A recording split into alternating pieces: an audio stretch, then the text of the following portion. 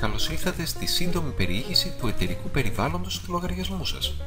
Στο εταιρικό περιβάλλον μπαίνετε από τη σελίδα εισαγωγής συμπληρώνοντας τους εταιρικούς κωδικούς σας. Οι βασικές επιλογές βρίσκονται στο αριστερό μενού.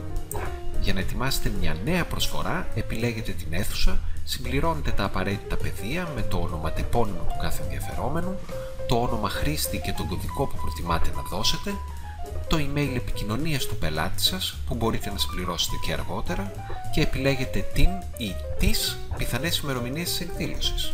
Πατάτε αποθήκευση και ο λογαριασμός σας είναι έτοιμος. Τα στοιχεία της εκδήλωσης εμφανίζονται κάτω από το βασικό μενού, ενώ από το κεντρικό παράθυρο τροποποιείτε την κάτωψη.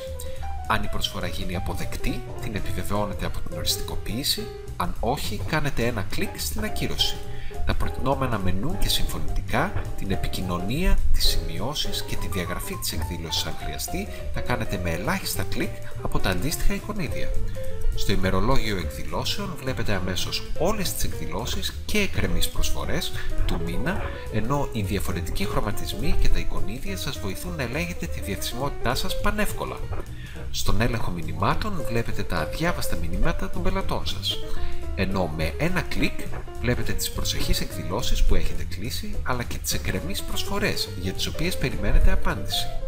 Η αναζήτηση των εκδηλώσεων μπορεί να γίνει και από την έβρεση με βάση το όνομα, την αίθουσα ή την ημερομηνία, με τα αποτελέσματα να εμφανίζονται άμεσα.